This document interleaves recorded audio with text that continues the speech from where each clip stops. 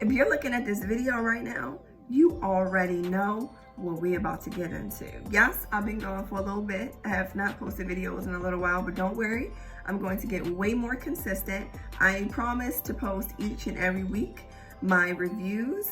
And so, let's get into it.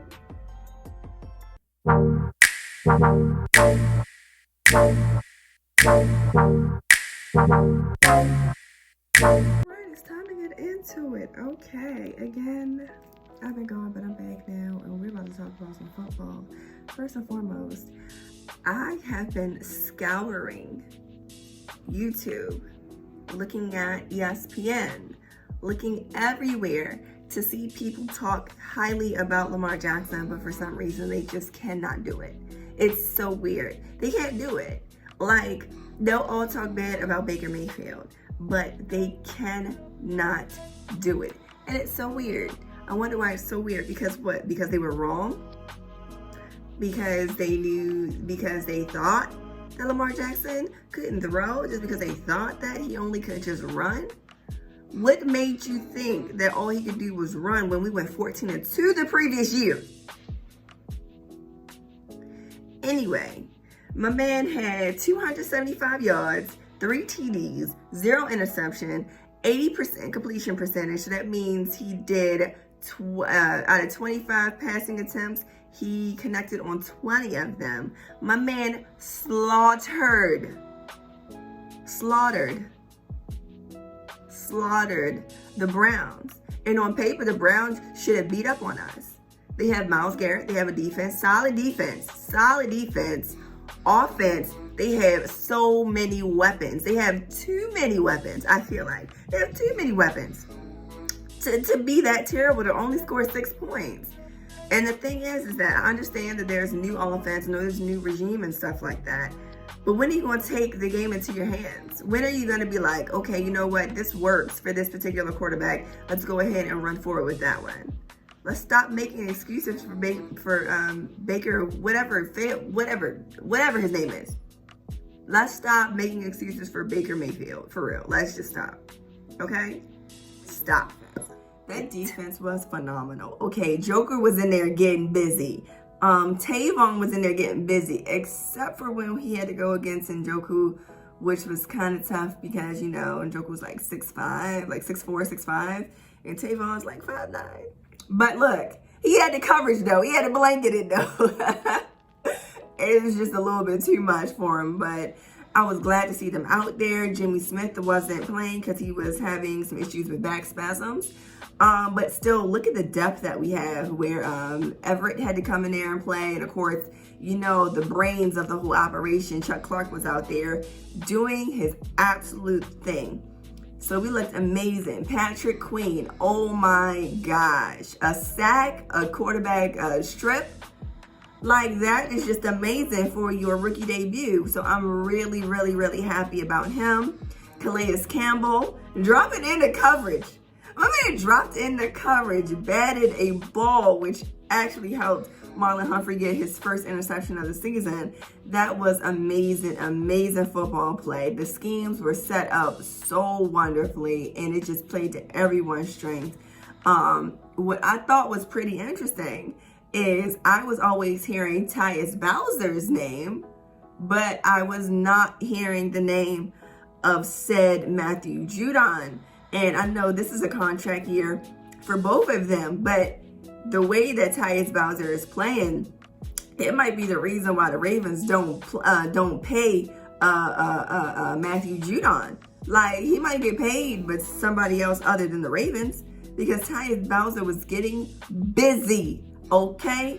Getting busy, and I loved every part of it, man. Like, our defense was solid. I still think that we had a little bit of an issue with our run defense. Still a little bit of issue. Still, this is the first game of the season. What a way to start off the game. The season. Look, that Ravens offense was bananas. Snead got busy. We already know Mark Andrews is going to get busy. Hollywood, long deep throw to Hollywood. Hollywood got busy. Snead got busy. We even had a pass go to Duvernay. Like, it was amazing. Like, it shows you the versatility of Lamar Jackson as a developing QB in the NFL. Like, again, he's in his third season. That is just amazing to see his growth and development, his progression each and every year. I've been excited to see what he has going forward. It was absolutely amazing. It was like of course, I already talked about them cutting off the edges. He was like, okay, let me be surgical on you and cut you up down the field. Boykin even got busy. Like, I'm going to cut you up down the field. We don't have what? We don't have receivers? Well, shoot. I'm 20 out of 25. We ain't had a lot of drops either. All right. 80% completion percentage. That is absolutely amazing. What do I expect for next game? Our next game is against Houston. I feel bad for Deshaun Watson because Bill O'Brien clearly is incompetent. Incompetent as a GM, potentially incompetent as a head coach, because DeAndre Hopkins got busy for the Cardinals and they shredded San Francisco. I mean, if you know anything about the Cardinals, they shouldn't have won that game against San Francisco, like, seriously. But anyway,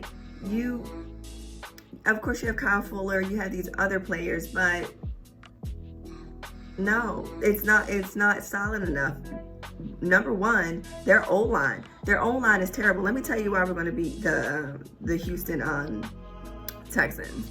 Their O-line is terrible. Our D-line is really good. And Patrick Queen already done smelled blood in the water. He's going to try to get a sack each and every game. He's so excited. Like, it's just, we have too much. Our D-line is completely bananas. And so anything that Deshaun Watson tries to put up is going to even get batted down still because our DBs are bananas. Like, we are a well-rounded team. I feel like we are going to go to the Super Bowl this year. Who we going to see in the Super Bowl? I don't know. But I feel like we're going to go to the Super Bowl this year. So to get through the Texans, I feel like that they're going to try to still stop the run. If you can. I mean, I feel like their defense really didn't show up or show too much, I mean, to me, either against the Chiefs. So it's kind of like, I wonder how they think that they're going to beat our team. I honestly don't see it. If I did miss something, please leave it down in the comment section about why the Texans may beat the Ravens. But at this point, I got the Ravens doing another blowout. And I feel like that we're going to have multiple blowouts this season. What I'm really excited about is about the Chiefs, but I can't talk about them right now because that's not the week for them. So, but as far as the preview is concerned, I feel like I have us beating the Texans handedly, and there's just nothing else to really say about that. So much for tuning in to my videos. I really, really, really appreciate you tuning in for the entire duration of the video. The next video, I will be talking about my fantasy draft. Yes, I'm playing NFL fantasy. I'm playing against my family. Grandma's going down. All right, mom's going down. Okay, auntie, my little cousin, she's so cute. She getting this L too. Okay, I'm going to tell you who I drafted. I'm going to tell you what I'm looking at, and I'm going to tell you about the transactions that I have going on because I've dropped 2 wide receivers right now, and I've picked up another wide receiver and another running back. So I will get into that later. Thank you so much for tuning in. Make sure you share, like, subscribe, all that stuff. Bye.